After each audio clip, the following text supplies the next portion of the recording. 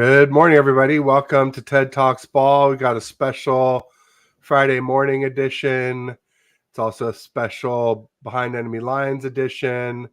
We got 49ers Packers divisional round matchup coming up tomorrow at Levi's. So I'm really excited to welcome Bernelli Sports. He also has a podcast called Mockin' with You Pod. That's in the banner down below, both his @ for Twitter and X and the @ for his pod are down there. And it's also all in the description of the show as well, too. But Bernelli, how are you doing on this? We like to call them Faithful Fridays here in the Bay, but you may have a different term for them out there in a different Bay. Are you in Green Bay? Or? No, I'm actually in Minnesota. Funny enough. Interesting. Enemy territory. Yeah, I live in the enemy territory. I actually lived in Minneapolis for the past year, but me and my wife just moved south of the cities a little bit a couple months ago. Now we live about an hour south, but I still work in the cities. But yeah, I'm a diehard Packer fan, born and raised that way. But I went to my first Lambeau Field game 3 years ago. The wife took me, girlfriend at the time, took me up there. We fell in love with the Midwest and the Wisconsin Green Bay area. So we did everything we could to get up as close as possible. In the first place, calling that with the paid move, funny enough, was the Minneapolis, St. Paul, Minnesota area. So we took the job. Now I'm 5 hours away from Green Bay. I've gone to both Packers Viking games and at the U.S. Bank Stadium the past 2 years. I haven't made it back to Minnesota yet, but I'm having every intention to go this year, I should say, but next season. Right on. But when I come back from Kuwait. Very cool. Yeah, you were telling me you're shipping out to Kuwait for about 8 months. Yep. And so best of luck on all that. And thanks for making time to come on with me and talk a little football, talk a little Niners Packers. Obviously, we have a storied history. We've met 9 times in the playoffs. This 10th meeting tomorrow will be record setting. No two teams have played more in the playoffs. Or will have played more in the playoffs as of tomorrow than the 49ers and Packers. And it's pretty even. We're up 5-4. So if you guys manage to pull off the win tomorrow, that would even the series. It started out with ownage of us, with Brett Favre owning us pretty well in the 90s. Yep. And then us owning Aaron Rodgers the last 4 in a row. However, Aaron's gone, and it's a new day in Wisconsin. In Green Bay, Jordan Love era, I should say, not Aaron. Jordan Love era is here, and I don't think anybody would probably try and argue that Jordan's a better actual quarterback than Aaron Rodgers, who's pretty much a lock to be Hall of Fame. Yeah, at least not yet. He's so young. He's doing some great things lately, obviously, but I think there's this feeling there, and tell me if I'm wrong, there's just more about football now, and there's less distractions with Aaron Rodgers gone. I definitely believe that. I mean, I definitely would not blame the last game on Aaron Rodgers when we met in the divisional round. That was, I mean, I know everybody wants to say he didn't score the points. Nobody scored the points. Special teams and defense lost the game that day for us, not Aaron Rodgers. I mean, Aaron Rodgers definitely liked to hyper focus on trying to hit Devontae Adams and hitting his wide open wide receivers against you all for whatever reason. But with this team, this Jordan Love team, it's different because we don't have the elite number 1 wide receiver. We have a core of wide receivers that do their job, who are young and just don't know any better. Same with our tight ends. We're all young, all across the board, and they all just do their job. And this is the offense Matt LaFleur has been wanting to run the last 3 years in Green Bay. Aaron Rodgers obviously is Aaron Rodgers, and he's going to want to have the things he likes in an offense, because you're going to give a Hall of Fame, 4-time MVP what he wants in the offense, but it's going to hurt the offense that the coach wants to really call. And Jordan Love is a rookie and has been sitting in this offense, learning from one of the greats of all time, and is making all the throws that guy can do, but playing the game that Matt LaFleur really wants to call, which is not hyper focusing on anybody and letting the run do the work to open the wide receivers. Not just the game that Matt LaFleur wants to call, but the calls that Matt LaFleur wants to call. Because what wasn't Aaron Rodgers pretty infamous for, like, LaFleur would call a play, and Rodgers just be like, "No, we're going to do this." And LaFleur. I mean, they're very much so. They had a good relationship. They obviously butted heads here and there, and Aaron Rodgers definitely didn't like some calls that LaFleur would call, and Aaron Rodgers had the right to audible, and Aaron would audible a lot of the times to a play he would want, for good or worse. We don't know. We don't know which plays were which, but I don't know if how much of Love gets that ability right now with being not a rookie, but a rookie starting quarterback. Yeah, first year starter. Yeah. We got Steven in the house. Don't bother me. Says good morning, fellas. Good morning, Steven. Good morning, Steven. Glad to have you, and glad to have anybody else in the audience that wants to chime in. Feel free. We'll be very interactive with our chats and stuff like that. And we love to hear input, especially if you think we're saying something that you disagree with. Let us know. We're not here for like an echo chamber. We don't want people just to tell us that we're doing great, anything like that. If we're not, if you disagree, let us have it, and that's how we can learn. And last thing, I'm sure Brunelli feels this way too. The last thing that we want to ever do is spread bad information. So if you think correct us, let us know, and that way we can be putting the right stuff out there. So so obviously we got Jordan Love, like you said. We got these young receivers. You got the young tight ends. You've got Aaron Jones is back, and he's one of the best dual threat receiving running backs in the NFL. I put him right up there, close to CMC. I think CMC is maybe a smidge better, but it's no doubt. You're being too kind, sir. CMC is a different tier than tier 1 is CMC, and I would give Aaron Jones tier 2 when healthy. Like, you're being kind. But he's healthy and he's rested, and he's been on a tear since he's been back. And I kind of put Aaron Jones in tier 2 kind of by himself anymore. I used to kind of have like Dalvin Cook in there.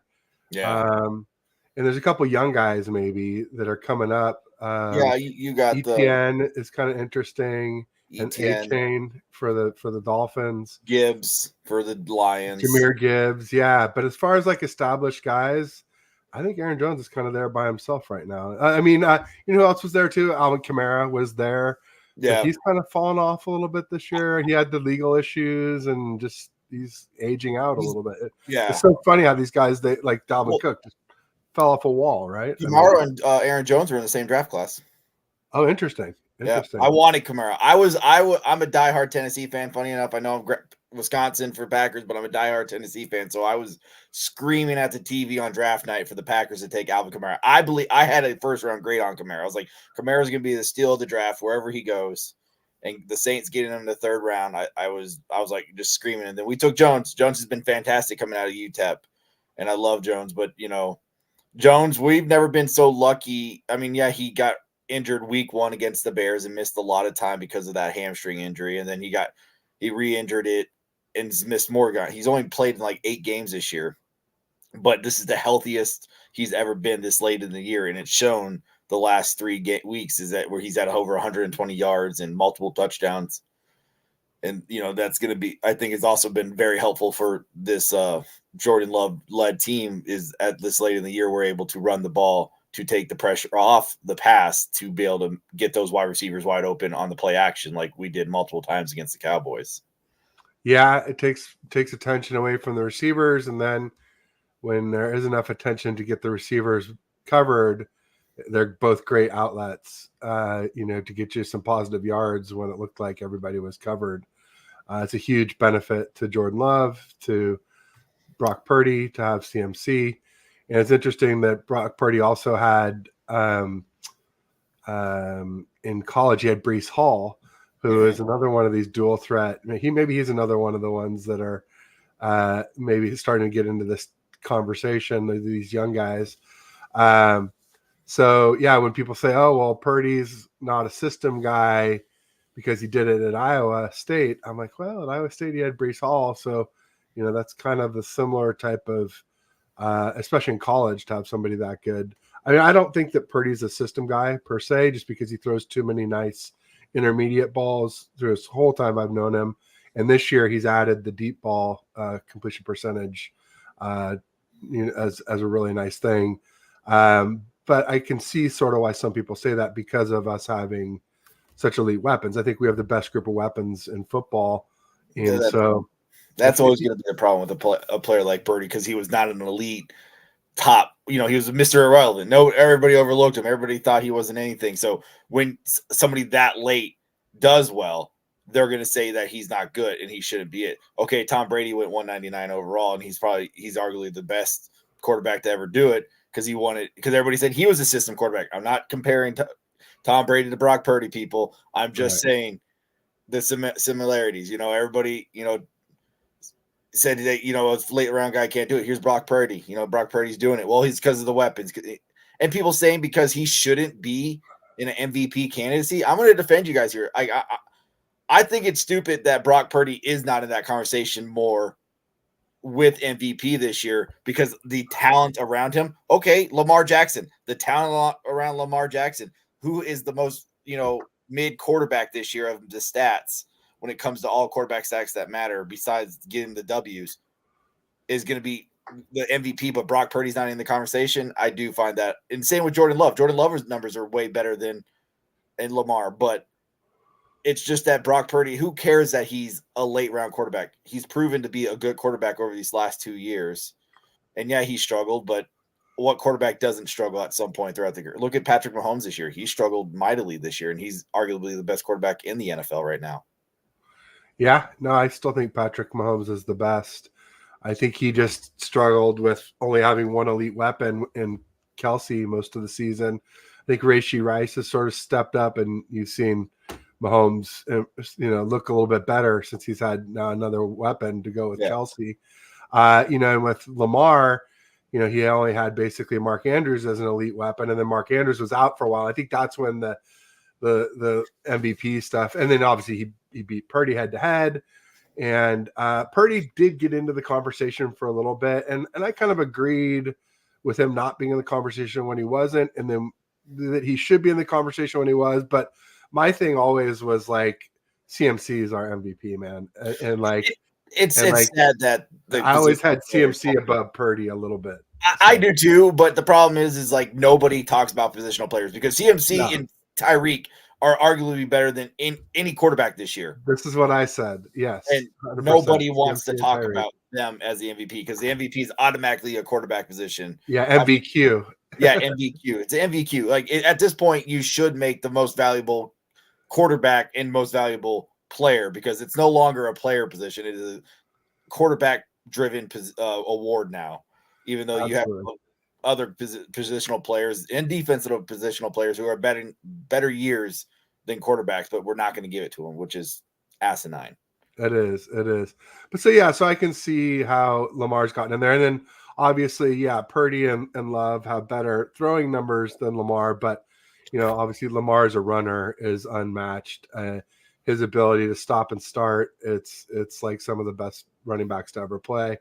It's incredible. And he's had sort of a resurgence this year. I can totally relate to this because, they finally got rid of Greg Roman, their OC, longtime OC. And, he came over to Baltimore from the Niners, and he's the one who sort of held us back. I felt like in our Super Bowl against the Ravens and against the Seahawks. So I'm happy for Lamar that they're all Ravens fans, and Ravens players and all that they were able to get rid of Greg Roman and really see Lamar blossoming under this new offensive coordinator that they have. So I think that's part of it too, just to see his improvement. And we'll see if it holds true for the playoffs. I think it probably will. Now that Mark Andrews is back, Isaiah Likely. He's not back. He's not going to be activated for tomorrow's game. Oh, interesting. I saw he was questionable. I saw it this morning. It just literally went live not too long ago. He's out. 38-minute are not expected to activate star. That's usually pretty accurate. If it's Schefter or it's Ian Rappaport as 38 minutes ago. Yeah, those guys are pretty much gospel. So Isaiah Likely, I think, is a very slept on tight end. It's so funny about tight ends. Like for the longest time, we didn't have tight ends in this league. Like it was one of the worst positions to watch. This last 2 to 3 years, the tight end, all these young tight ends are starting to blossom. and the tight end position is actually becoming a very successful group of tight ends in the league. Yeah, like Sam Laporta. Sam Laporta. Yeah, so like last weekend, that was one of my misses was I picked the Rams. But, I picked the Rams because I was expecting Laporta to be out. And then I saw he was coming back in, and I'm like, I should probably switch that pick. If that's my X factor, then I should switch it. I did. I'd already put it on wax. It was a 1-point loss. Let's be honest. You were close. It was a very close. Yeah, and Detroit, I think, was kind of dirty in that game too. I felt like they were headhunting like Puka, Kyron, Stafford, all got helmet-to-helmet hits. Then obviously Higbee. Yeah, that's the huge one. And especially with respect to Hawkinson, just a few games prior, same guy, same play, 2 tight end ACLs in the last, 3-4 games, whatever it's been. It's not a lot. Yeah, I mean, he's dirty. And Stafford went up and told him, he said, nice hit, you're dirty, and yeah, and then they even hit kind of helmet to helmet on Puka on that questionable non-call at the end of the game. So I'm kind of unhappy with Detroit. I have no ill will towards them normally, but just seeing that happen, that bothered me. And I am part of this thing from a Rams fan as a 49ers fan. Yeah, I'm about to say, I don't hate them. I don't hate them like I hate the Seahawks, because the Seahawks owned us for so long with Russ. They're 17-4 against us when Russ was there. So like, I really hate the Seahawks. The Rams, like, we had kind of ownage on them. Going into week 18, we were 9-1 against them in our last 10 games. Well, didn't you sit most of your starters that week? Because No, yeah. We barely, CMC didn't play, Purdy didn't play. Armstead was still out at that point. I guess they said he could have played if he had needed to, but yeah, Armstead was out. And then, most of the starters only played a little bit, and then we pulled as many as we could. You obviously can't pull all the starters in a 53-man roster, but do you think that's going to be an issue for y'all tomorrow, that you guys really haven't played for 3 weeks?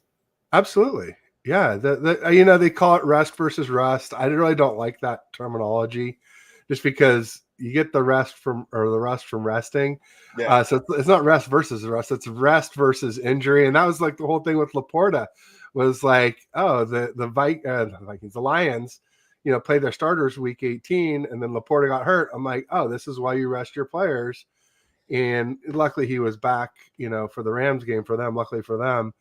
But, I think it's rest versus injuries is what it is, not rest versus rest. But yeah, no, I think that's a factor. I think we've been practicing hard. I think that can help.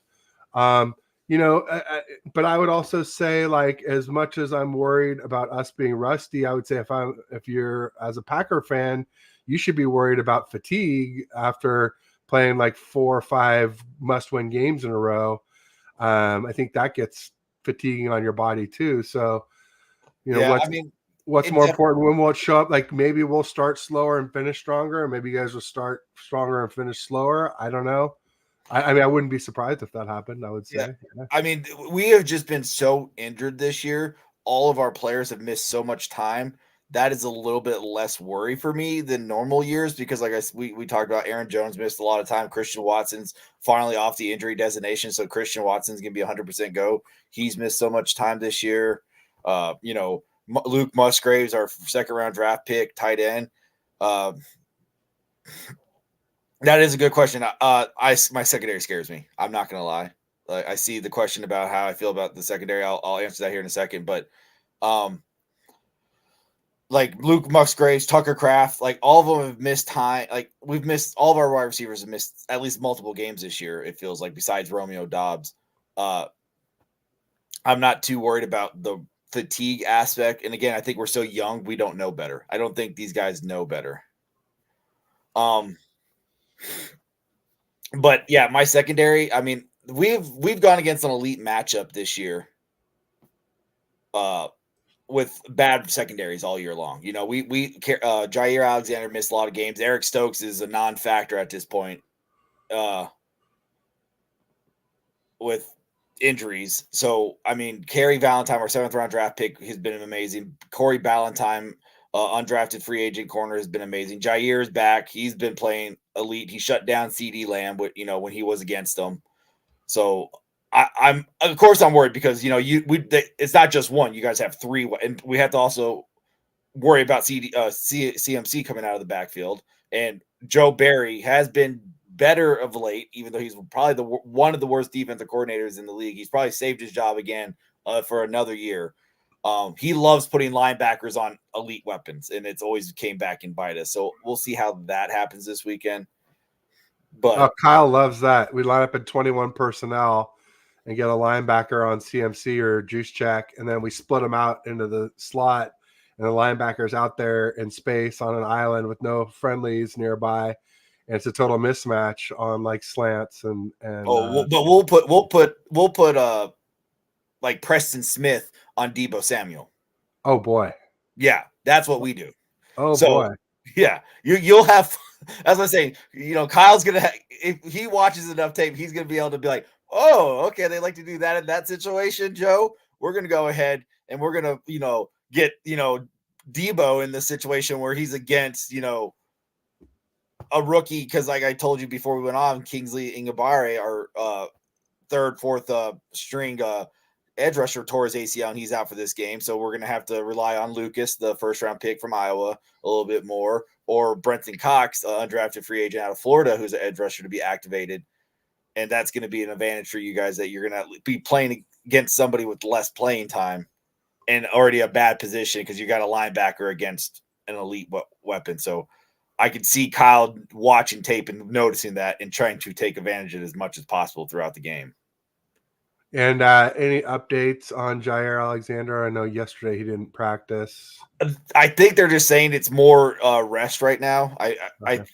I think he's going to be 100% go. I don't think they're going to sit him. I think they're just because he re-aggravated that ankle injury that he hurt during practice, and then he re-aggravated it against the Cowboys. From the understanding, they were saying he could have gone back out there if they needed him to against the Cowboys. But at that point, we were just blowing him out. There was no point to continue risking his injury. Right. The one thing that I thought was encouraging was that usually when you roll your ankle, you kind of like the foot goes in and the ankle goes out, and this was kind of the opposite, where the foot went out and the ankle went in, and that seems like it might be less serious. So that's good news to hear. I definitely, hope for good health for both teams. I hope for a competitive game. Hope for no refs bad calls deciding games or non-calls deciding as long as it goes both ways. Either it's a badly called game that goes both ways or a good call game that goes, I don't want it to be a one-sided match, even if it's me getting all the calls and I win the game. I'm the same way. I don't want to win due to the refs. I just want a fair shake. Yeah. And I think that the fact that neither of us has an elite QB, I think that helps. I felt like with Rodgers, there were times, maybe not much against us, but against other opponents where he got favorable calls. Brady, I felt like got a ton. I feel like Mahomes gets a lot of the Brady calls now. Yeah. Sort of the face of the league calls. Jordan's not getting those calls. There's a couple of times against the Cowboys, super late hits on Love, and I'm just like, and you had Cowboys fans hollering for every penalty. I'm like, I don't know what you guys are talking about. You're getting a lot of ticky-tack calls against us, and I'm watching my quarterback get lit up multiple times late or something, and we're not, he's Jordan Love, a first-year starter. He's not Aaron Rodgers. He's, I'm used to sometimes those calls, not getting those calls because of having Aaron Rodgers. So seeing your quarterback get hit more often and not getting the call, you're like, all right, he's going to have to work himself up to – and it shouldn't be that way. And I'm not a Justin Fields truther, but Justin does get hit a lot late and doesn't get those calls. Just like Cam Newton used to also. Yeah. Some of the bigger quarterbacks, running quarterbacks, tend to not get the roughing calls. Who never got them either, who wasn't big or mobile, was Jimmy G. Also kind of got slaughtered a lot, and just they're like, yeah, whatever, get up, sucker. It's a penalty is a penalty. Let's be honest. Let's stop caring if it's who it is at quarterback. I agree. And as long as we're talking about late hits, probably a good segue to talk about Chimura encouraging Packers defenders to go for late hits on Purdy unless it's not worth it. In other words, unless you don't like hurt him bad enough that it's worth the 15-yard penalty. I know I've talked to Artie, I had Goody on yesterday and she bristled at that. And so did Steg and Cheese, Dave Steger. And I think most Green Bay Packer fans don't agree with that. But no, there's just but somebody brought it up about James Donald. So James Donald is coming to us from the UK, across the pond, and he said, "What's up?" And I honestly noticed that this has calmed down some. It seemed like the first few days there was some real, I would call like reckless talk going on out there about like blowing the 49ers out and stuff like that. But it seems like it started to calm down a little bit. And some of it I think was for engagement. There's one Packers podcast that was saying basically like, oh, look, if you pressure Purdy and make him throw deep, look what he does. And they show this deep interception against the Ravens. Like, okay, meanwhile, he like led the league in deep ball completion percentage. And, I'll be honest, let's be honest, the Packers D is not the Ravens D, right? And even the Ravens D, if we played them 10 times, they're not getting 4 interception on us ever out of 10, the other 10 times, because, when you get 3 picks off of tips, tips typically get intercepted like 3 or 4% of the time, right? So that's exorbitantly high. And then I even throw on one of them, the same account posted a pic of one where it was Kittle was the intended target and the defender came through Kittle's back to make the tip.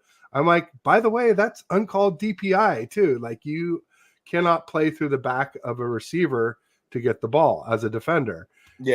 And so, anyway, bottom line is I'm sure that's not, I'm guessing you seem very level-headed from everything we've talked about. And there's a lot of stuff I don't like from some Green Bay Packer fans, big podcast or other things, because they are a little bit too aggressive, or however you want to say it. But talking about the interceptions, and they want to talk about that and getting pressure on Purdy. Our Packer defense had 7 interceptions all year long. It's not a strength for us. It's unlike the Niners, who were tied for first with 22. Yeah, it's not like we get a lot of interceptions. Getting 2 against Dak in a game, that was almost including a pick 6. That was huge. Yeah, huge. I mean, and with, like I said, having Kingsley out, that's going to matter because Kingsley does rotate a lot. At least we still have Preston and Rashawn, and Lucas should get to step up and play a lot more. But you still have Trent Williams, probably arguably the best left tackle in the NFL. So we're going to have to Kenny Clark's going to have to take advantage of your interior offensive line to get pressure, or somebody up front's going to have to take a pressure, because it's not going to left tackle. Right guard is a weak spot for us. Burford is a weak spot. I honestly liked it better when he was out and Feliciano came in. I thought John Feliciano was a better option. Maybe he'll get to play. I don't know. We'll see. And then also right tackle is a little bit of a weak spot for us too. McKivitz, he had the same pass blocking grade as his predecessor McGlinchey in Denver this year. So, which is not good. Let me just tell you, they are not good pass blockers. See, that's where I'm the most confident, is that our offensive line, unlike the previous times we've met you. The last time we met you, we had like Billy Turner at left and Dennis Kelly at right. Yep. Like, those guys are not even in the league anymore. Like this time, we have Rashad Walker, a 7th round draft pick that is coming on late and becoming very solid at the left tackle position. We got Elton Jenkins, who has given up 0 sacks this year at left guard. My weakness is the center position with Josh Myers, but then our right guard and our right tackle are really solid. We got Zach Tom, who only gave up like 2 pressures all year long at the right tackle position. So I'm very confident in our O-line to give Jordan Love the time he needs to at least hopefully read your defense to get one of our wide receivers open to hopefully pick you apart, or get the run game going. I don't know. Your defense is a lot stronger than what we have faced in recent weeks, because the Cowboys were decent, but they were starting to fall late off on the year. Yeah, and their run D was always suspect. The Cards ran it against them when the Cards beat them, and the Bills obviously ran it mercilessly against them. They did everything they could to stop CMCs from running, so they did a pretty good job of that. But then Purdy just torched them on the intermediate and deep throws. That was when I really came around on Purdy, was after that game. I was like, I was when I had him firmly within the top 10 of quarterbacks in the league after that game. he's been very volatile this season. So my rankings have been all over the place with every him. quarterback has been volatile. I mean, there was a 4 to 6 week period where us Packer fans like, yep, Love's not the guy. We're gonna have to, look, and then Love finally settled in, the offense settled, and now Love is finally like, okay, I've got the league, I figured it out. I've played enough. He's looking really legit. Every quarterback this year. I mean, and he and Purdy have both looked great over the last 10 games. Very similar statistics. Like I think Purdy's like 113 passer rating, and Love is like 111 or something. Love less interceptions, Purdy more big plays. The big thing for me though is just Purdy's weapons are just so much better.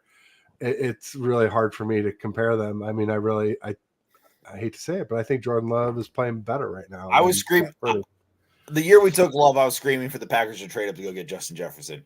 And then when the Vikings traded up to get him, I yelled and I was screaming at the Packers to go get Brandon Ayuk. Brandon Ayuk was my next guy. I wanted Brandon Ayuk as a Packer. Brandon Ayuk was really good his first year, and then he struggled for a little bit, but he came back on late this year, or came back on this year, finally settling back in and becoming a great weapon that I always thought he could be, and I loved him coming out of college. Well, here's the thing about our weapons is like they've all struggled because they all just needed a real QB. Yeah. They just needed a real QB. And honestly, as good as Purdy is, we still haven't seen their peak. I'm going to be honest. I think if we had a quarterback who is, taller, faster, with a bigger arm, who could do all the same stuff Purdy could do, that's a big if, because Purdy's processing is elite. It's incredible. I said, even when I was bashing him in the offseason, calling him mid, I did say he was a mental giant. I just said I wished he had an elite physical trait other than quickness. Turns out maybe he doesn't need one to be. I think he's firmly a franchise QB now. I don't know about paying him $50+ million yet, but he's got some time. You don't want to get into a Daniel Jones situation here. No doubt about it. I real quick could just go through some of these comments. Yeah, of course. So James Renal. So this is actually a term of endearment. The sexy bunch of spud-faced cabbage lickers. It sounds bad, but it's actually good apparently. He says ranking Purdy 7th QB left. He's unhappy with that. I saw Amy Trask, former Raiders exec, saying she had him 8 out of 8. I can kind of see that. I don't know. Baker's the worst. It shouldn't be an argument. I'm not trying. Baker's the worst. Baker should be 8. There you go. Okay, so Baker's 8, and then I think Goff and Purdy are kind of similar. I think Goff has always been slept on as a good quarterback. Yeah. I would argue, I understand what, I'm not trying to, I would argue Love could be 7 because Love only has 16 games under his belt. I mean, I understand these last 10 games has been elite, but it's only been 10 games. It's not been, I'm a big guy. I want multiple years. I want multiple production before I start clamoring to say where they belong. I'm not going to say after 10 games, pay this man $50 million and make him the next, he looks like he could be that, but I want another year of it. Let's see if it can be repeated, because there's a lot of one-year wonders out there. So I would argue that Love is 7, Purdy 6, because Purdy's done it for, 2 years now. Right. Goff 5. And then Goff at 5. And then this is where it gets interesting. So we all have Mahomes at first. We already said that, right? Mahomes is at first right now. Yeah. I would argue Allen's 2. I've had Allen 2 all season, even with his struggles. Yeah, so Allen is 2.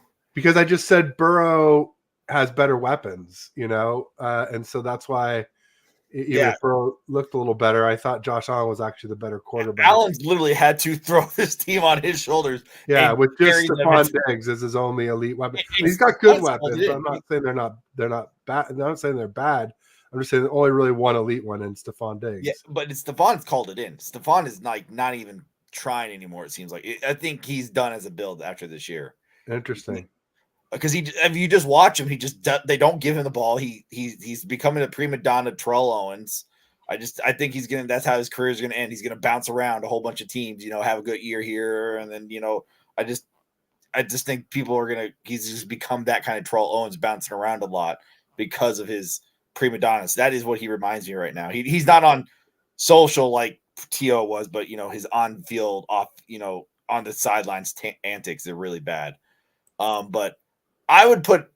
I'm trying. Who it's Lamar, and then who's the other guy right now? I'm struggling with the other quarterback. Well, CJ Stroud.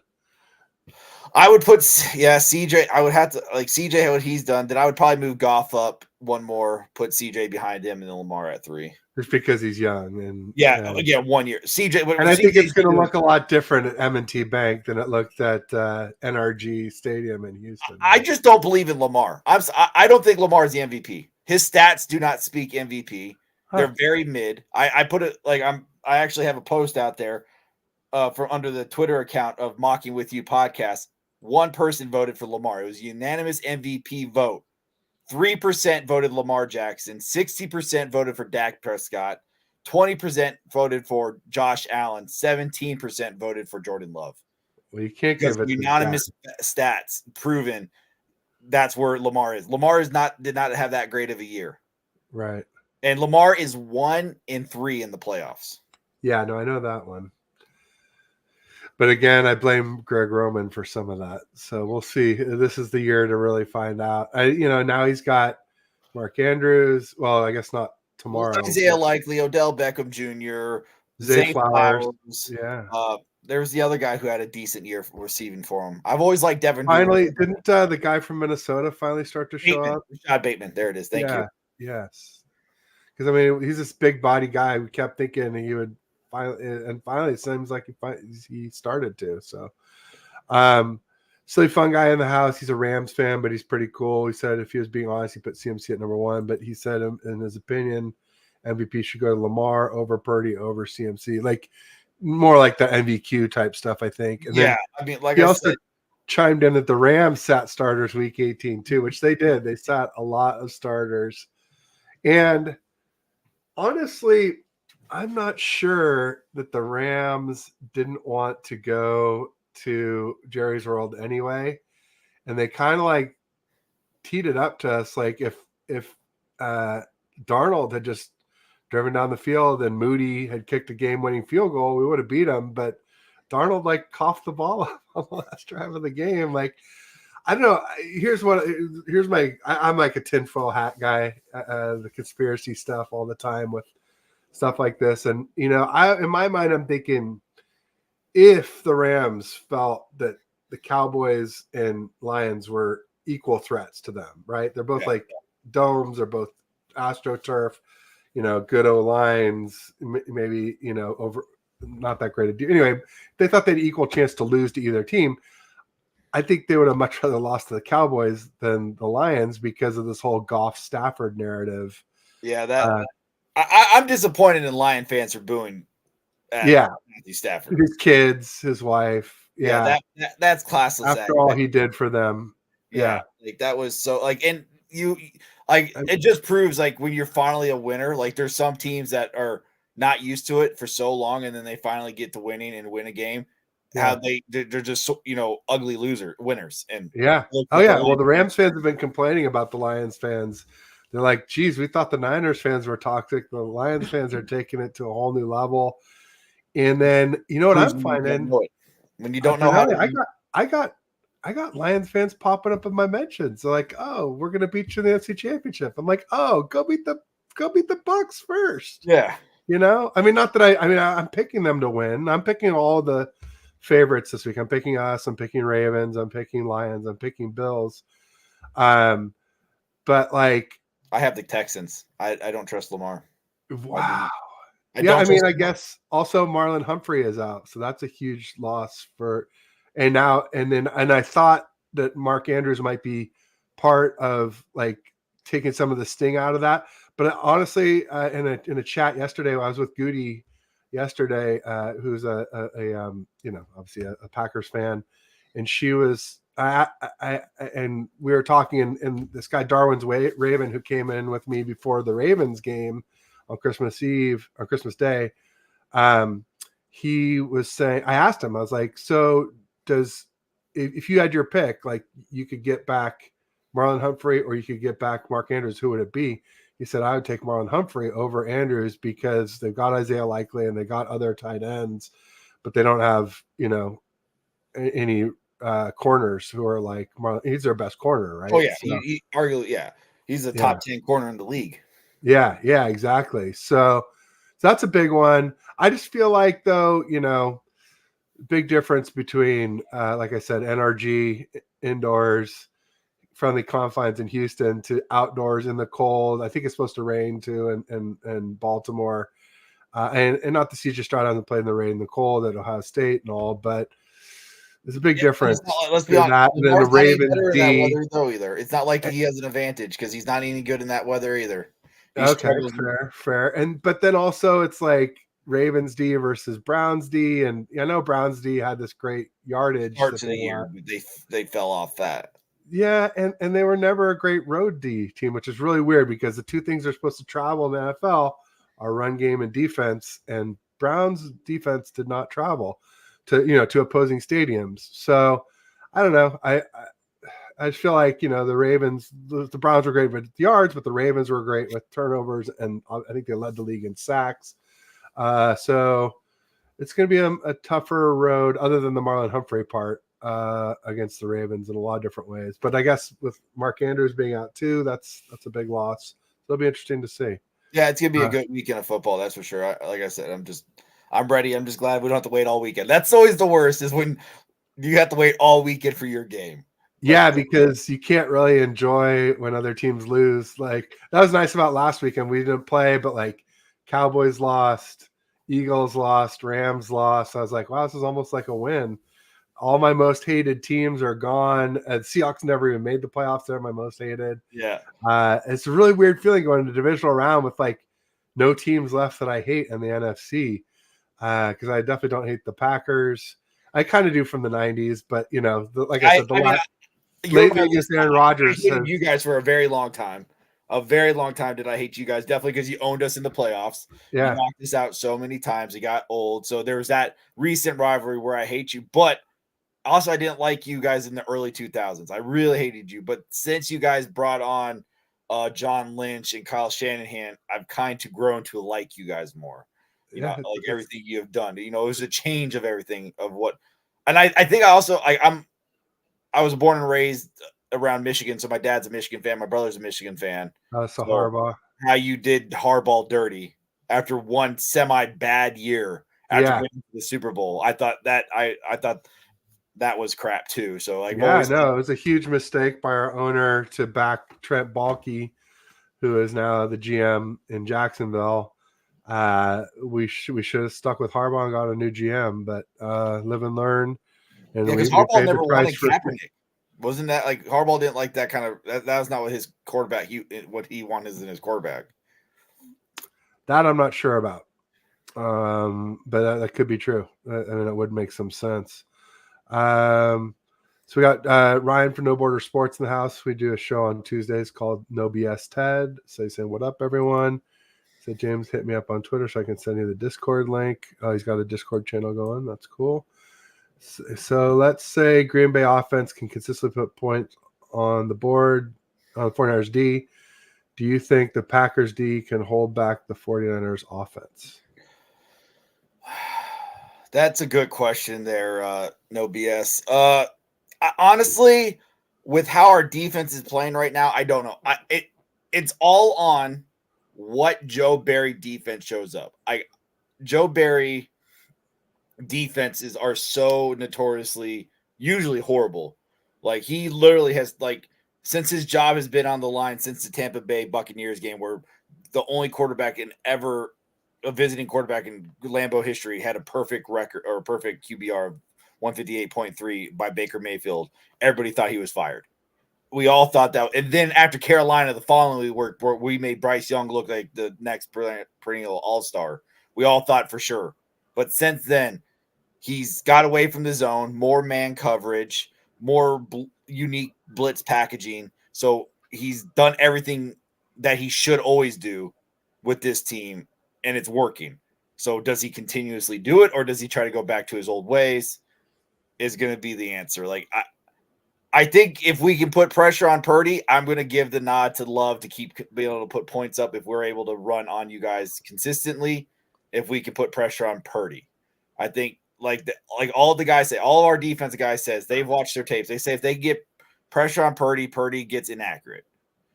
I'm gonna trust my players that say they're watching their tape and seeing that I don't like the go hit Purdy late. I don't like that crap, but them saying that they see it on tape. If they can get pressure and get in his face, I think we can stop you. But that's a big if, and that's if we can stop your run game. If we can't stop your run game and we let CMC go off on us and for 150 yards and 2 touchdowns, I don't see how we win the game if we let CMC just destroy us. I think we have to stop the run. We have to focus on the run game of CMC and make Brock Purdy beat us.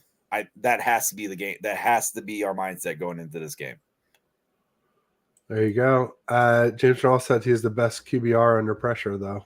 So it's a stat, though, and film's different. And yeah, I get it.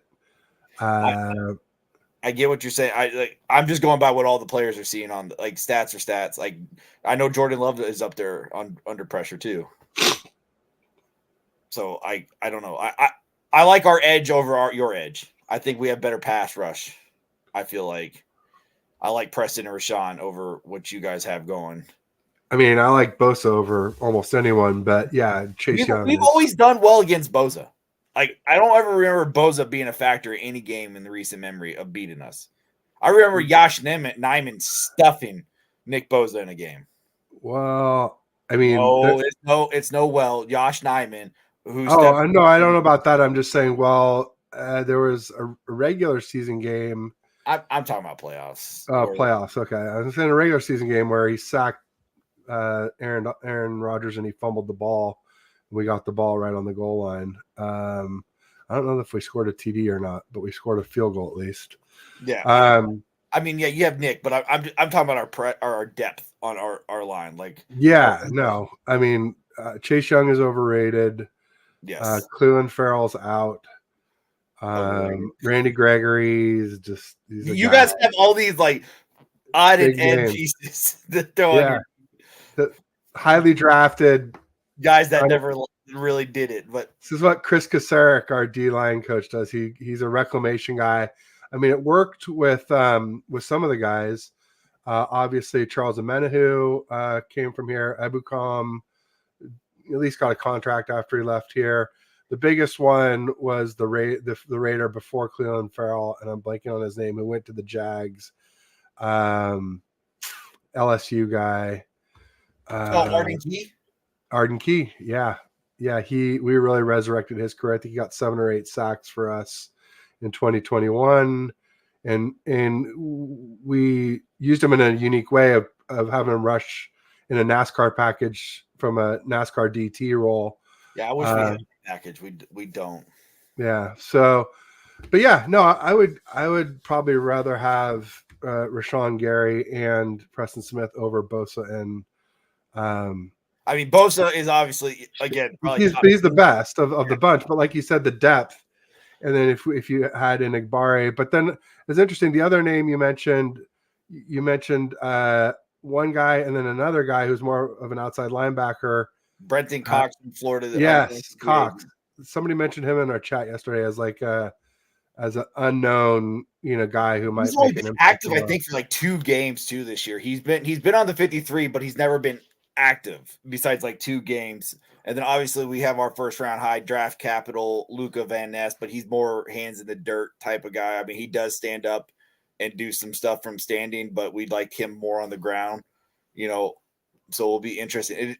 Losing Igbare is definitely a massive loss for us because he is such a huge rotational piece to help with the rest.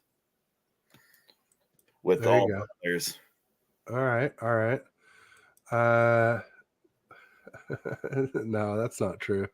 They also have Kenny Clark, who's a really good defensive. Yeah, you're sleeping on Kenny. You're sleeping on Rashawn. You're sleeping on TJ Sultan, and you're sleeping on Luca. We have a very our front 7 should scare you. I can't say that enough. Our front 7 should scare you. It's our secondary that you shouldn't be worried about right now. Like our front seven is that good. We've spent a lot of draft capital because we also have Devontae Wyatt, a first round pick from Georgia from 2 years ago when we drafted Quay Walker, who has been coming on late this year. I mean, so you got Wyatt, Clark, Slayton, Luca Van Ness, all on that ground with a rotational piece with some other guys. And yes, Chase Young is super overrated. There you go. Team Cali says Chase Young overrated. You'll see he's all about this game Saturday. I said it. I said it, not you. So don't worry. No, you're fine, I'll back it up. I am not Chase Young is the last person I am afraid of, and that might come back to bite me. But Chase Young we've played Washington multiple times, and Chase has either been hurt or has never done anything against us. So no, he just, it was like Joey Bosa, Nick Bosa, Chase Young there at Ohio State. And so people just got used to these great defensive ends coming out of there, and they just assumed he would be. And then he went number 2 overall, which gave him super high expectations, just same position as Nick Bosa just a year or two later. And then he had the ACL. And honestly, even before the ACL, it didn't look like he was going to be Bosa to me. So, and then since, like you said, he's been injured, he's been inconsistent. When we got him from the Commanders, they were telling me like, oh, watch out. He's all about personal stats and not about, the team and all that. I think that's why they got rid of him. And it kind of happened against the Ravens where he went too deep on a play against Lamar. Lamar leaked out to his left and got his longest run of the game. And then I accused him of doing it again later in the game, same thing where he went too deep and Lamar leaked to the left. This time he threw the TD to Nelson Aguilar, but that wasn't Chase Young. That was Cleveland Farrell. But same idea against these great mobile quarterbacks. You got to do a mush rush. You got to never go deeper than the quarterback. Wait for your, friendlies to arrive. And then when you get them surrounded, then you go for the sack. But you don't try and be the first guy in, the hero trying to get the sack. Because if you miss, and he did, it was close. Like, oh, he was so close to get the sack. I'm like, great, he didn't, and it was the longest run of the game. And so I like him. He is a great value for a 3rd round comp pick that we'll probably get back if he walks anyway. That's fine. I would zero of his salary. The value is great. It's just his production's been good. It's just not like he's just not a bookend to Bosa he's not what we hoped he would be. A 3rd round pick with 2.5 sacks. Are you really happy with 2.5 sacks for a 3rd round pick? Well, in half a season. So yeah. Yeah, I know, but still, I mean, that's a lot. I mean, you're giving up for you're hoping that you sign him because a 3rd round pick is high for a 1-year rental. No, but that's the thing. If he walks and gets a decent contract, we should get a 3rd round contract. You're right, because you don't think these guys are going to get money, but kid from New Orleans who went to Minnesota. Yeah, Davenport, Marcus Davenport has done nothing in his career. He gets $15 million this offseason. Yeah, because he's good. He's good against the run. I'll give him that. He's good against the run. But as a pass rusher, you're right. You probably get a 4th. You probably kind of like Ebicom for us. Ebicom was not a great pass rusher, but he was good against the run. And so similar idea. You let him walk because you guys got other money you got to worry about spending. I wouldn't give it to Chase. I would give it to some other people on that roster before Chase.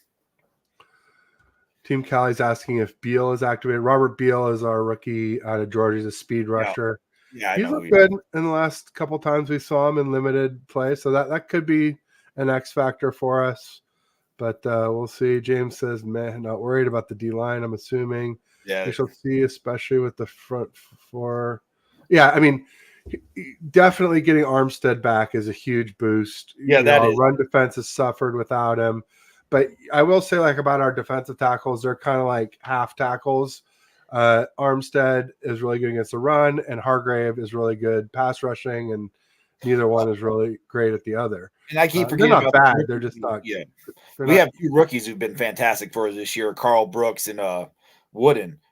Carl Brooks coming from Bowling Green, and then Kobe Wooden coming from Auburn. Both of those guys have been huge, successful, rotational pieces for this defense. There you go. So James Renal says, by the sounds of it, you'll be selling out to stop CMC anyway. Purdy will eat you up in play action.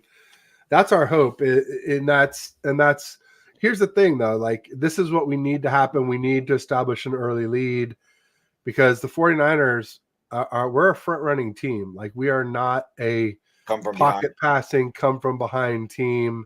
I don't think the Packers pretty much are either, but it's a similar system. You come back from behind multiple times this year though. Yeah.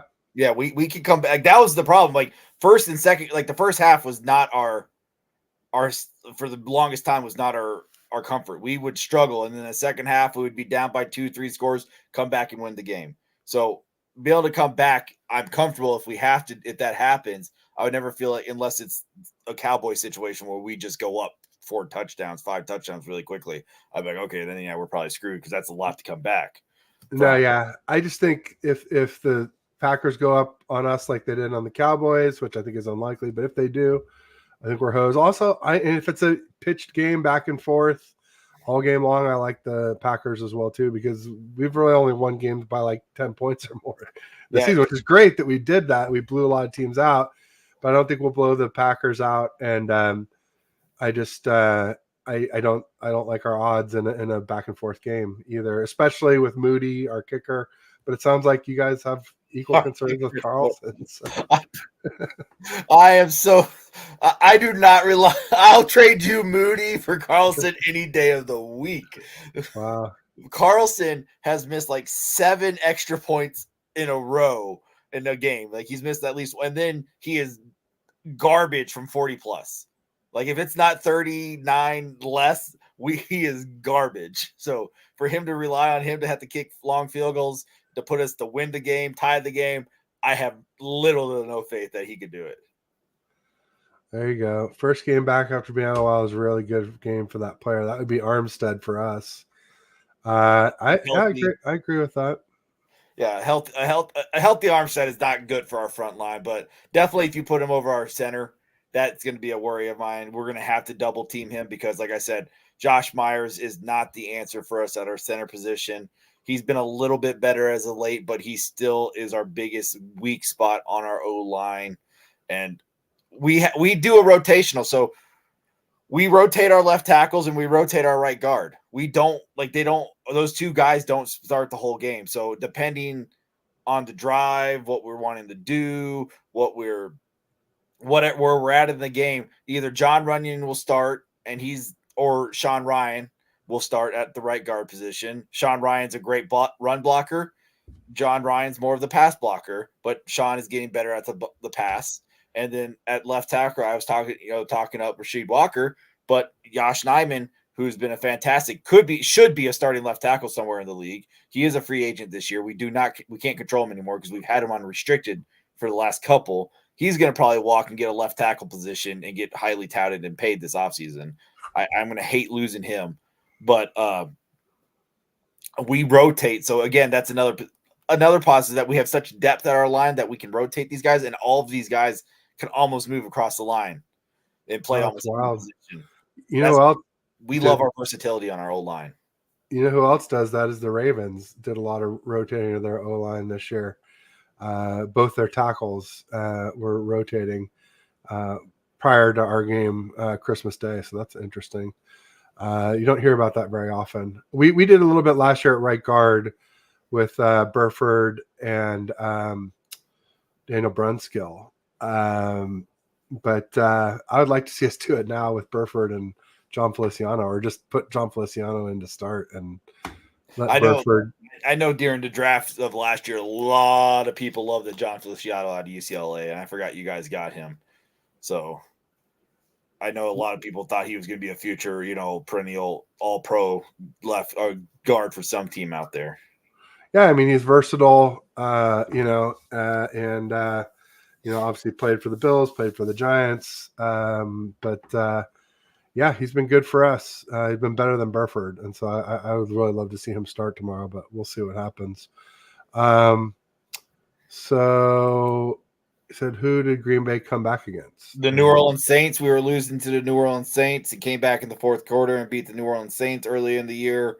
We had to come back again. We were losing. The Saints was one. I'm having to look. The Saints, the Raiders, we came back and almost won that game against the Raiders. Same with the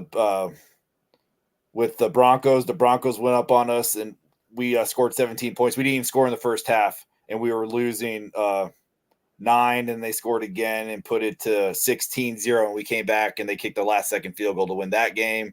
There's multiple times that we have come back late in the quarter. We're a second half team for a very long time throughout the year. And our defense was the reason we weren't winning games. Like literally, we could be a 12-team win if our defense didn't choke against the Falcons, if our defense didn't choke against the Broncos, the Raiders, and the Steelers. And the Steelers, we got screwed. that backward pass that wasn't called for a fumble that was returned for a touchdown was the overturn of that game. So that's 4 games that we should have won because of bad refs or our defense failing. And we could have been a 12, 13 win team this year if it wasn't for our defense with how Jordan Love was playing. There you go. Team Cali agrees with me. We're definitely not a come from behind team. If I remember right, the only Purdy game that we came from behind and won, 2 was a Raider game. Yep, we were down by 10 to the Raiders New Year's Day of 2023 and came back and beat the Raiders. But they had like the last ranked defense in the NFL in 2022. So not that impressive if you ask me. Well, and we're I think right now with under Joe Barry like 24th or 25th. Joe Barry has never had a top 20 defense as a 7-year career as a defense coordinator. Let that just sink in. Wow. James Janal says, I think we'll boat race to the Super Bowl, rested, barely injured. This is the best team in the NFL. I don't have any argument there. I just feel like the Packers are super hot and young and they don't care. They're not like scared. James, I don't feel like I like your confidence, but sometimes when you're a little too confident, that's when you get smacked in the face. Just ask the Dallas Cowboys. They thought for sure they didn't have to worry about the Green Bay Packers. Although there is some differences between us and the Cowboys, obviously. I'm not saying there's differences, but the Dallas Cowboys were arguably the second hottest, if not the hardest offense going into that playoff. Yeah, game. They're the highest scoring offense, no doubt. But they didn't have much of a run game, and we do. They don't have much of a run D, and we do. And we've never been defeated in the playoffs at Levi's. We're 4-0 there. So yeah, against well, Packers are 1. Seahawks are another. Aren't we 2 of those? Well, Packers are only 1. Only 2019. No, because we played you guys in Lambeau with all the special you beat us 3 times in Lambeau under Aaron Rodgers. Yeah, 2 with Cap maybe one was. There it is. We lost to you against Cap and Levi, so there is 2. Yeah. Okay. I thought there was 2. Okay. You're right. 2 of the 4. Okay. Yeah. And then we also beat Minnesota there in 2019. So, and we went off on a hot start against you against that Cap team. I thought we had that game. Yeah. No, I thought so too. It was definitely scary for sure. But yeah, I don't think that anybody boat races the playoffs in the NFL typically. But we'll see. Nothing would make me happier. I just would say don't bet your rent money, James. I mean, I would be happy, James, if you boat raced us just for the aspect that means maybe Joe Barry didn't save his job and we get rid of Joe Barry and bring in a team. Oh, there you go. The silver lining. Silver lining. If you boat raced us because our defense fell apart again, I don't know how Matt LaFleur could argue because of a 3-game stretch that he could keep Joe Barry again. There you go. Because Joe Barry, if people don't remember, was the defensive coordinator of the 0-16 Detroit Lions. Cleveland should have been a comeback win. So, yeah, I mean, you could argue that. We played like Dookie most of the game. But Purdy managed to put together a game-winning drive to end the game, and Moody missed a 41-yard field goal. Oh, I forgot about that. Yeah, Moody, that was a shocker. I do remember Moody. So that you could chalk that one up. I mean, for Purdy, that gives me faith that Purdy could do it if he needed to. Yeah, at least we both have kickers. But keep in mind, this is against PJ Walker and no Nick Chubb. So. It was not really the Browns A-team on offense. This is when the Cleveland Browns defense was the Cleveland Browns defense that everybody was afraid of, too. I wasn't. Or I was, but I wasn't as afraid as everyone else because after that game, they posted this thing up, Brunelli. They said, through 5 games, the Cleveland Browns have allowed 1,002 yards. Only allowed 1,002 yards.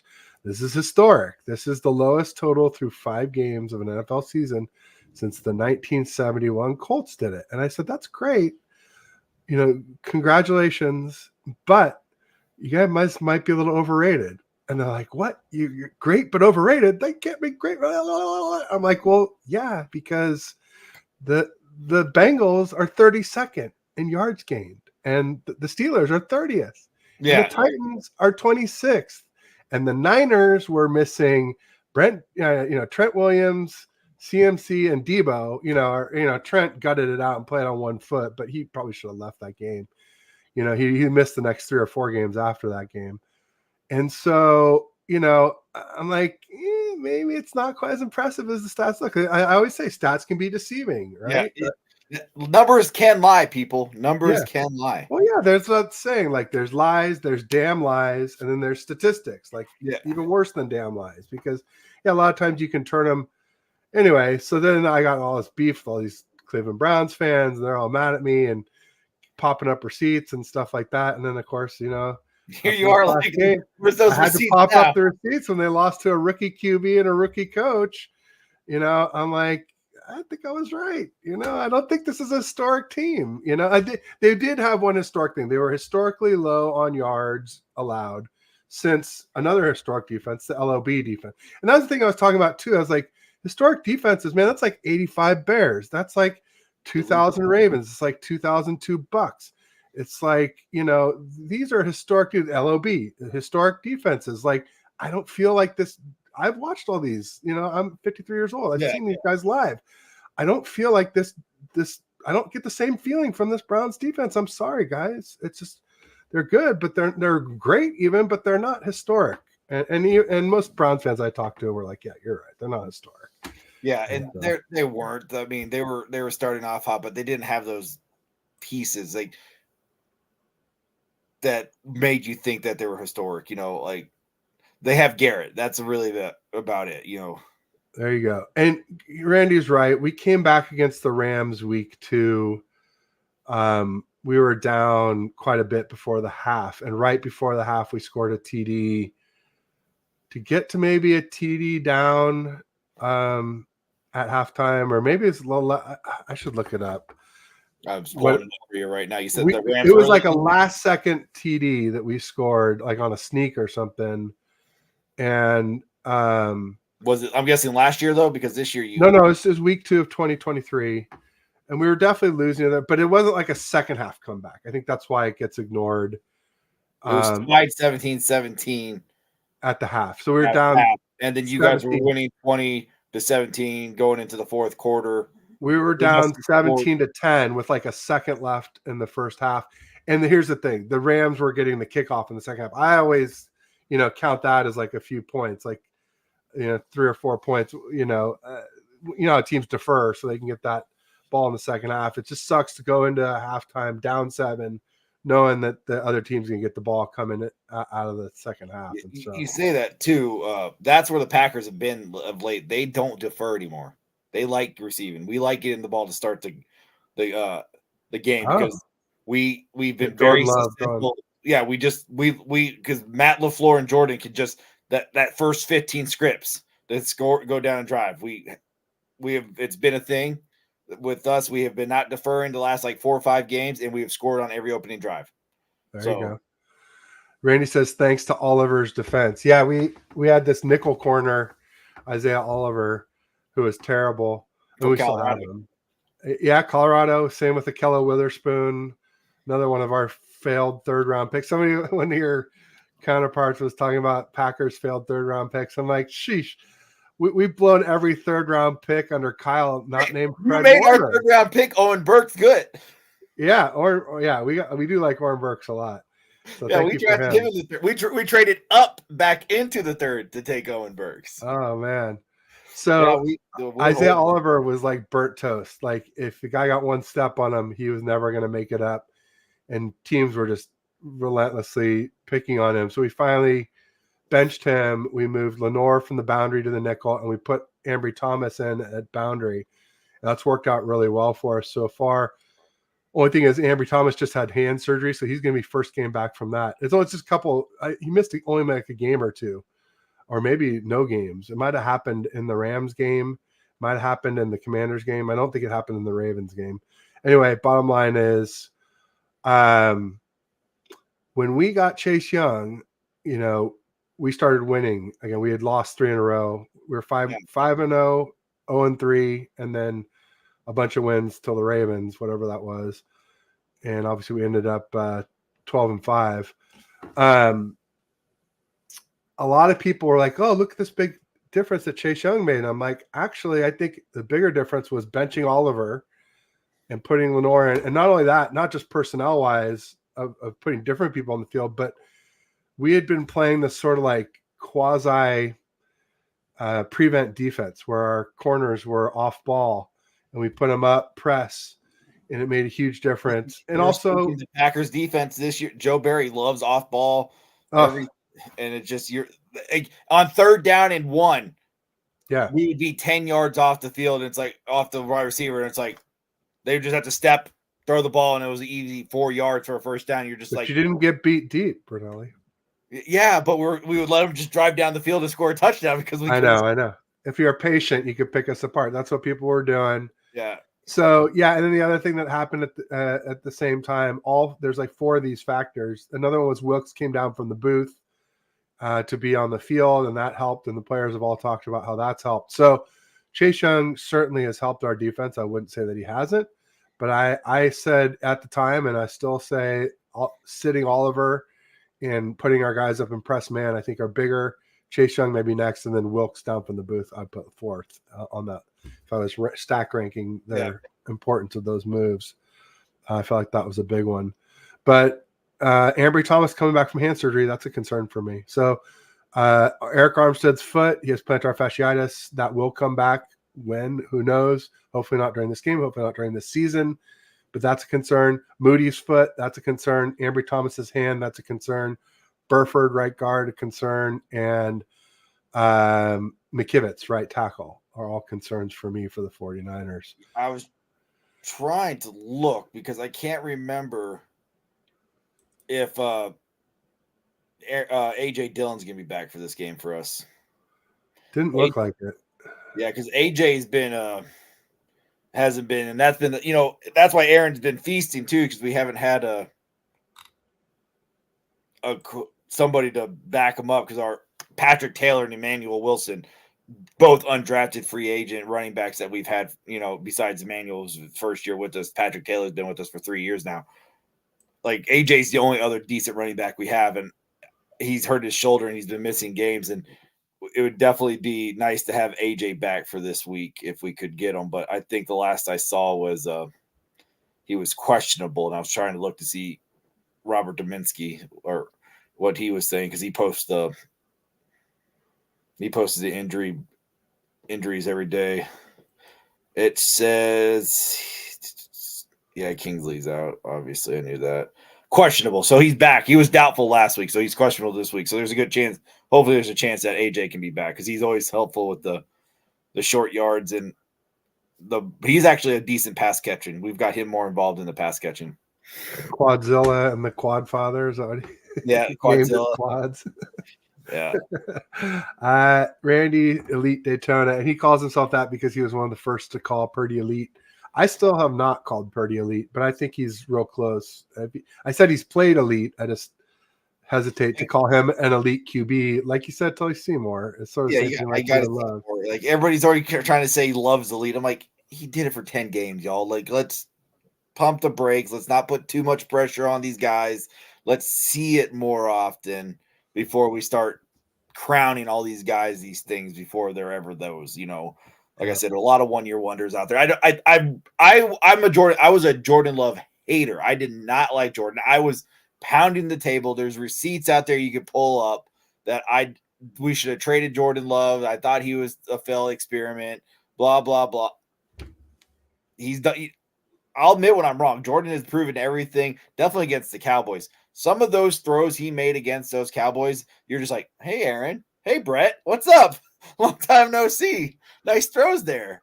Like, it's just amazing how, like, we just get the quarterback right. It looks like it feels like we did it again 3 times in a row. It's crazy. Yeah, it's never happened like that in the NFL for sure. He said, I think Philly and Dallas were 2 of the worst teams this year, which is what actually worries me. The Niners may not have beaten one good team this year except for the Rams.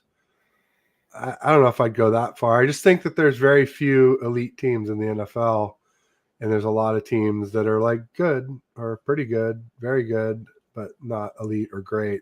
I just don't want to lose to you guys again and hear Matt LaFleur with the same excuses, because every time you guys beaten us, it's the Matt LaFleur. He loves this. Like, it's a bingo card with Matt LaFleur.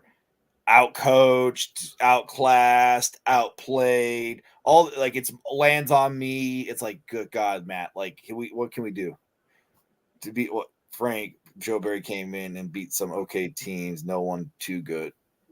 Yeah, he at the end he struggled against Tampa Bay. He struggled against Carolina. Made those two guys look amazing. Then he beat the Detroit Lions, which was like the turning point for us. Was beating Detroit Lions on. That's a good team. Thanksgiving night. We played them on Thanksgiving night. But we've been in playoff mode for the last 4 weeks. Right. We had to beat the Bears, the Vikings. After the Giants, we had to win out. And that was another team we lost to because of our defense choking. We scored that last second touchdown by Jordan Love driving down the field. Our defense chokes. So we had 3 games straight. We made Tommy DeVito NFC Player of the Week. We made Baker Mayfield Player of the Week. We made Bryce Young Player of the Week. 3 weeks in a row. Everybody at that point was calling for Joe Brady's head. Then he changed it against the Vikings. That's where the game changed. We destroyed the Vikings in their house. We made Justin Fields. Justin Fields just can't play the Packers. He's 0-6 against us. And then we did what we did against the Dallas Cowboys. So these last 3 weeks has been a turning point for Joe Barry. But you're right. He has beat no one good. This rant that the Lions. Other than the Cowboys. I think the Cowboys are good, but yeah. But they are kind of notorious chokers. We've bounced them from the playoffs the last 2 years. We smoked them at Levi's 42-10. There's 11 minutes left in the fourth quarter when we took our foot off the gas. So could have been a lot worse. Just like you guys could have scored more against them too. So we just completely We like even Matt LaFleur said the biggest that I don't think it was dumb. He said pulling the guys with 6 minutes left was his biggest mistake to let the Cowboys come back in. I'm like, no, the biggest mistake is the Joe Barry defense came in effect. We put in all of our second stringers, but Joe Barry just, all right, I'm going to go back to my regular play calling, and the Dallas Cowboys are like, oh, hey, this is the defense we know we can exploit, and they exploited it. Yeah, no doubt about it. Well, the main thing is hopefully there weren't any injuries. That's the main thing to avoid when you're blowing a team out. You said why do you say that, Randy? I don't understand why you think we're getting ahead a little bit. Well, not you. I don't think he means you or the other people I've talked to. I think he means the people that are saying they're talking reckless for engagement, and or just they're just excited. They think that beating Dallas means that they can beat us, or they think that because the Ravens beat us that you guys are the Ravens, or even like I've been saying that the Ravens would beat us again if we played again, which I have my doubts. So. Would I love to see this team win it all? Who doesn't want to see their team win it all? Yeah, this was a rebuild year. This was a rebuild year. I'm super excited to be in the divisional round with Jordan Love as a first-year starter. I just think I think that Jordan Love doesn't take a lot of chances. Is why he doesn't have as many explosive plays as Purdy does. But Love has 11 interceptions on the year. Yeah, it's not like the same as Purdy. It's not like he wasn't throwing interceptions. I think he's finally. But lately he only has like 3. In the last he's or 1 in the last 10 games or something. He threw a lot early. So I think that's what he's saying. And I think again, it's just that the offense is clicking. Yeah. I just think he understands. All right, Callie says it ends. Do you have a prediction for the game, Brunelli? I don't. What's that? Do you have a prediction for the game? I don't like to do predictions. I don't like saying it. I would say you guys probably win because you are, the number 1 seed. I even said I thought the Cowboys are going to win. For my predictions on my podcast, I had the Cowboys beating the Packers. So I'm already further than what I thought we're going to be. I don't like it's been too many times I've been too bullish and my team's lost and I felt like it's, bad luck. So I don't sit here anymore and try to I just hope it's for a good game. That's what I'm going to say. Like, I could see both teams winning. I don't think it's as easy as a lot of Niner fans are thinking it's going to be against us. I think you guys are starting to be a little bit like the Dallas Cowboys, overlooking us, and it could come back and bite you, is all I'll say. There you go. I've been saying 34-28 Niners. But you know, who knows? I think rain is a huge X factor. If the field's wet and or the ball's wet, I think that really helps the Packers a lot. And the Packers Lambeau Field is notoriously a bad field, so the Packers are used to playing on bad fields.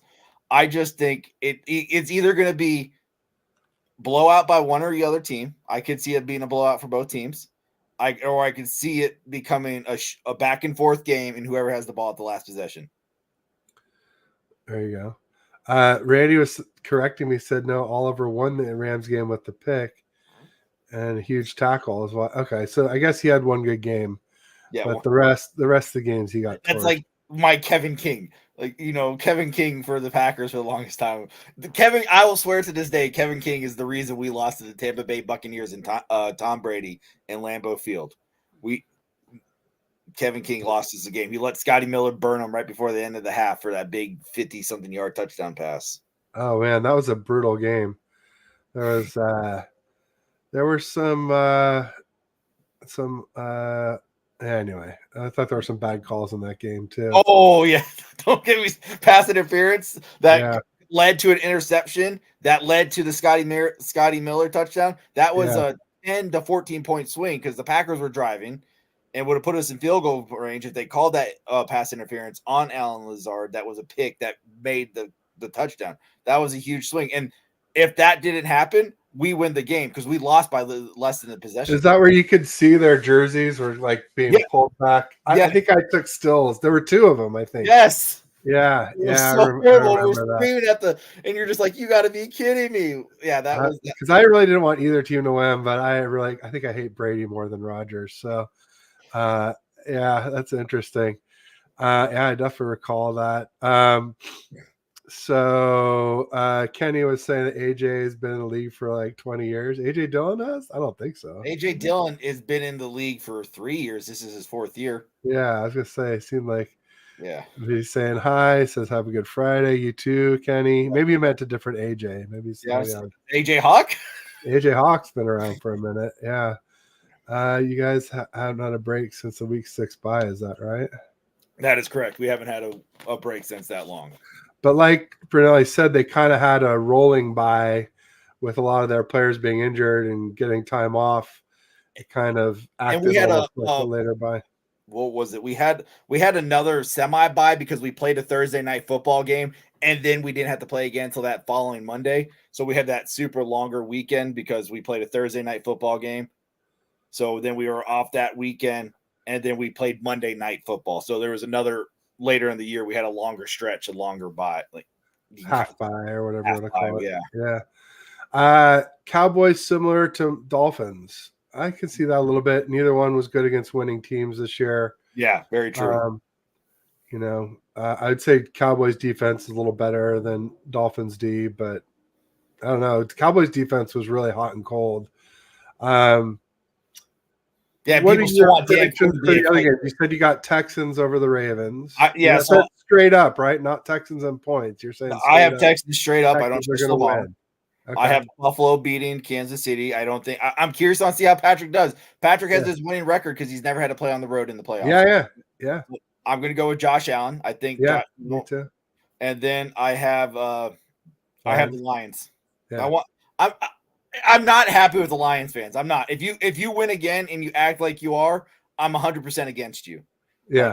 You should be excited and happy that you're winning. Stop being these sore winners. Nobody's going to root for you if you keep acting like this after a win. No doubt. I mean, I think CJ Gardner-Johnson being back for them is a big thing. Yeah. I felt like it was a big thing for the Eagles to lose him. I felt like it was a big thing for the Eagles to lose Hargrave to us, and a big thing for them to lose all their linebackers, including TJ Edwards is doing a great job for the Bears. Yeah. So I feel like they lost a stud at every level on that D, and they had a nice looking draft, but I say about drafts, like 50% I think of Howie's a rookies. little overrated. I'm just gonna. I don't think Who? Howie's this great GM everybody wants to make Howie Roseman. Yeah. No, I agree. And like, the great looking draft, but 50% of rookies bust. And that's if you're doing well. Yeah. You got 50% hit rate. And of the ones that hit, a lot don't hit their rookie season. Most, I'd say most don't. That's why this draft class for the Green Bay Packers has been insane because Luka has been fantastic. Jaden Reed has broken every rookie receiving stat his rookie year. He beat all of Sterling Sharp's records.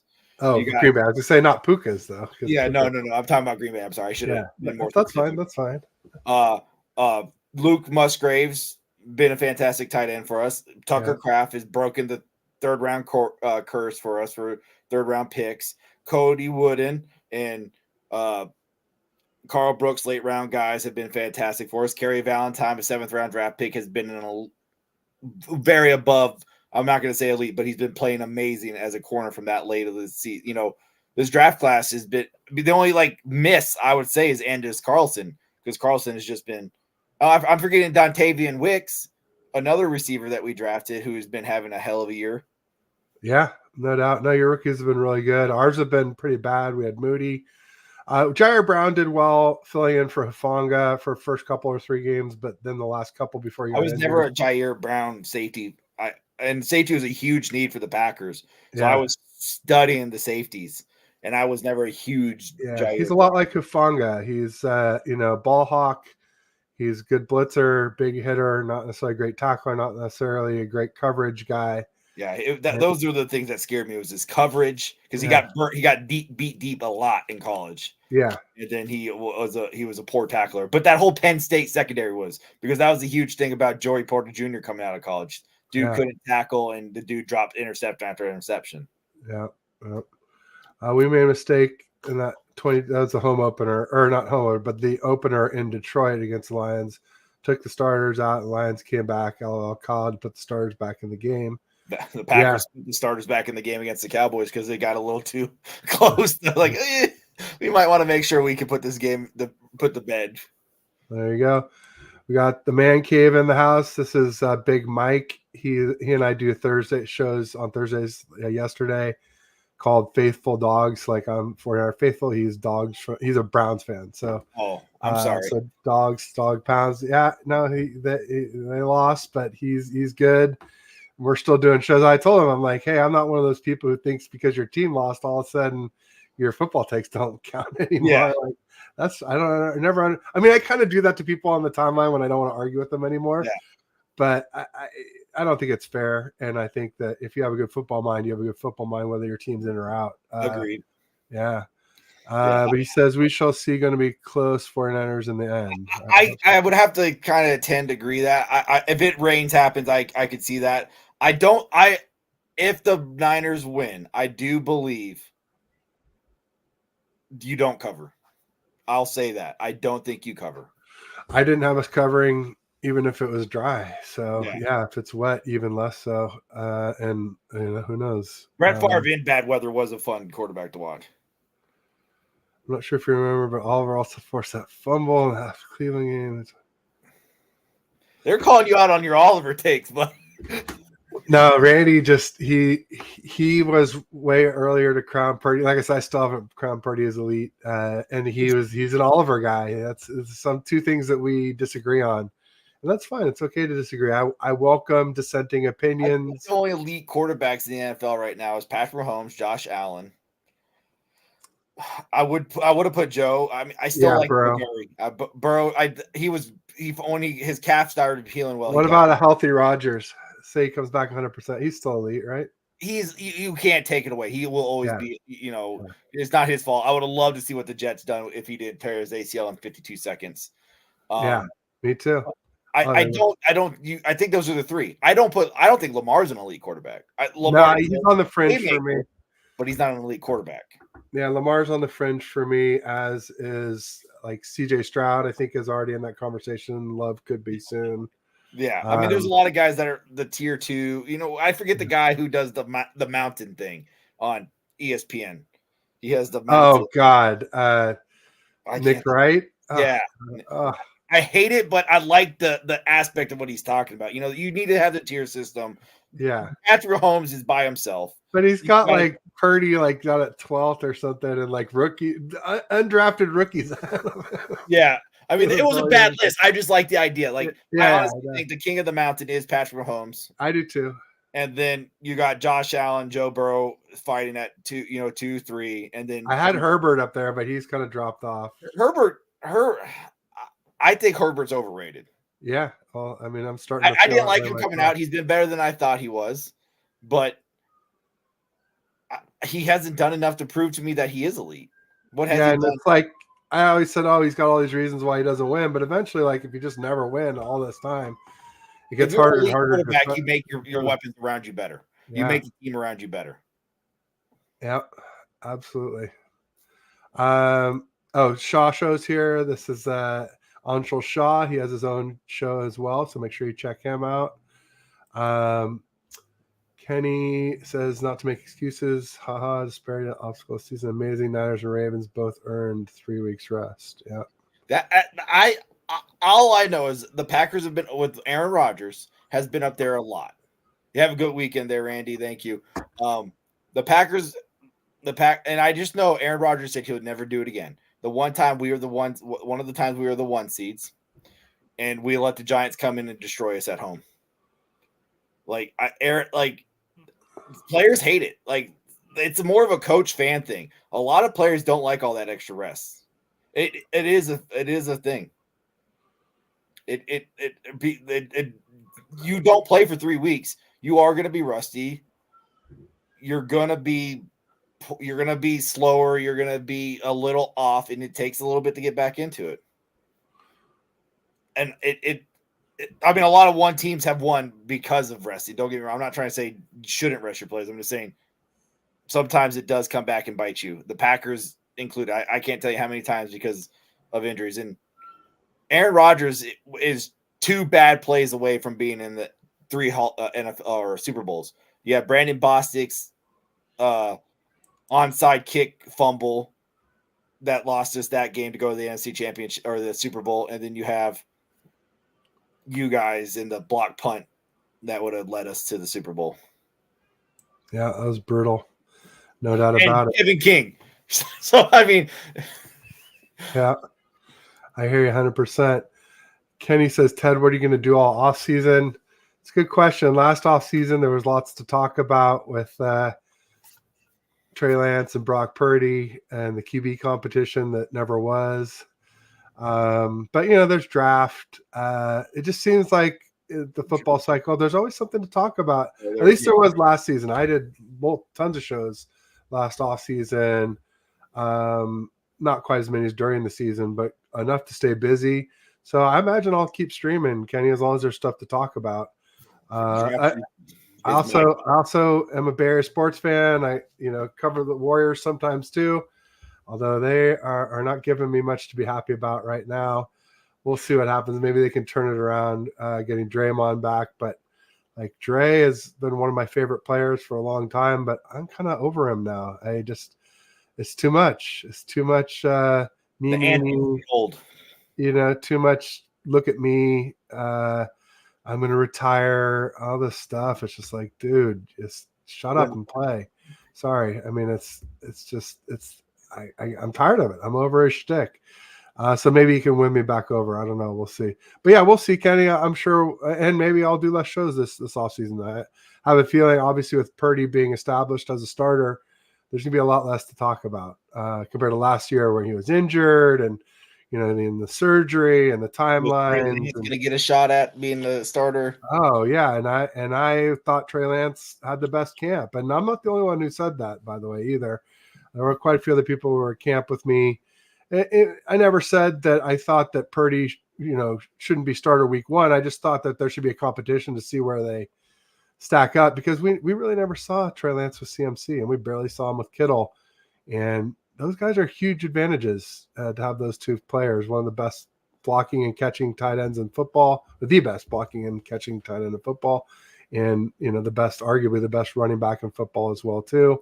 Arguably the MVP this year, but again, he's not the MBQ though. So yeah, exactly. Sorry, CMC, you're not the MBQ. Yeah, you're not. You don't play the important position there. No, running back is definitely devalued for sure. But if you look at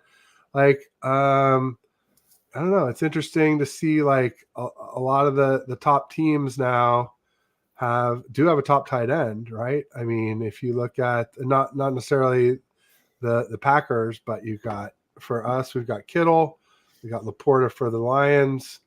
I guess the Bucks don't really. They have Kate Otten, who's good, but I don't think he's not a top guy. Isaiah Lakely's really good. He's Likely's good. Kelsey, Dalton Kincaid, who's going to be, I think, an elite tight end. I just think he's not getting enough love because they have the other tight end. I can't think of his name right now. Dalton Knox. Dalton Knox. Yeah. Uh-huh. I mean, I think I don't. I think Luke and Tucker Kraft could be the beginning of something a lot like Aaron Hernandez and Gronk in Tampa Bay back in the day. Like beginning of, not trying to put that out there early. I'm just saying both of these guys have been fantastic. They have made big plays, and I think they could be really good Packers and tight ends for us. Well, if they can block and catch, that's a great start because so many of these tight ends don't block anymore. It just chops my hide. Can't stand it. Because you're just an extension of the wide receiver game now. Yeah, you're just a big slot at that point, right? Yeah, no, that was rough. But, I think Jordan Willis, last I heard, was unsigned this year. I don't know what happened to him. But he was on a team in the offseason, and then somebody released him early in the season or late in the offseason. And I don't last I knew he was unsigned. Maybe he's gotten signed. I don't know. I just haven't been paying that close of attention, to be honest. Jordan Willis. Yeah, I love Jordan coming out of college. He's unsigned. He was on the practice squads with the Saints and the Raiders this year. Something either physically or, there must be something that happened that we haven't heard about with him because he was too good of a depth piece to not be signed anywhere. Yeah, I really liked him coming out. Yeah, I'm shocked. Yeah. It doesn't even say he was. He just says he was on the practice squads of those two teams. Maybe he's still on the practice squad with the Saints right now. Could be. Okay. Still, it seems like he should be on someone's 53. He was on the Raiders earlier, but the Saints are the most recent team on everything I can see. So interesting. Well, good luck to him. Whatever, if he's battling demons or whatever, I don't know. Yeah, but we've been going at it for a while here, almost an hour and 40 minutes. I feel like we've covered everything that I wanted to cover and more. Is there anything you've got going on coming up that you want to promote as far as other shows? I mean, just besides come follow me on my Twitter handle, which is below at Brunelli Sports, in my podcast, the Mocking With You podcast, where we weekly, me and my co-host, we mock top movies, TV, sports. Today we're doing we're mocking our all-pro team for the NFL. We're gonna draft our all-pro team, and then I'm like I stated, we are still continuing. I am being deployed to Kuwait, but we have every intention to continue the podcast while I'm deployed. We are just recording some extra episodes, so for while I'm settling and getting over there, we can just have some pre-recorded shows, but we do continue on that. But this off season, we have so many great ideas to coming up. We're going to be, talking about drafting the best TV shows of all time, movies. We throughout the NFL season, we usually try to focus on drafting. This NFL season, we drafted, like right now, we're doing a best quarterbacks, running backs, wide receivers, tight ends of our team's history, and ranking them in our order. So just come back. We do a lot of fun. We do a whole bunch of different things. So if you don't always want football or sports, we also do a little bit of everything else over on that end. Nice. Sounds good. Interesting stuff. Team Cali said he was gaining weight last I seen Jordan Willis, that is. So maybe that's what happened. Maybe he just became out of the job. Yeah. Ate himself out of the job. It could happen for sure.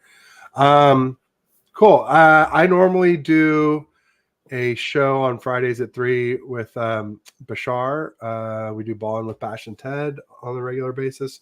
However, our streaming community had a loss that we found out about this week. One of our great audience members, Laura Cat, passed away. I guess it was on the 2nd of January, but we just found out about it the other day. So rest in peace to Laura Cat. And she was a big supporter of my channel and Bash's channel, and another co-host of mine, Aaron. We do First and Ted every Wednesday, and she was a big supporter of Aaron's as well too, and a lot of the 49ers content creators. And Bash was really close with her. I actually met them after a training camp practice this off season, and anyway, bottom line is he was very close with her, and so he may not be in the mood to stream this afternoon. I haven't heard anything, so I'm going to go ahead and assume that we're probably not streaming. But prayers up to Laura Cat and her family and on her friends like us who all knew her and miss her. And, the good news is that she lives on in all our memories. So let's keep the flame lit. And thanks everybody who showed up today. It's been a lot of fun. And thanks to Brunelli for being a good sport and coming behind enemy lines. And if you'd like to come on next, I'll just say, you'll be in Kuwait next week. I'll say if you want to come on next week, always best to lock me down before the game in case we lose. And I may not be quite so eager to come chop it up. Even then, I usually do, to do a recap show or whatever. But you have a good excuse. You'll be in Kuwait. But let's do it again sometime soon. It was a lot of fun and good getting to know you.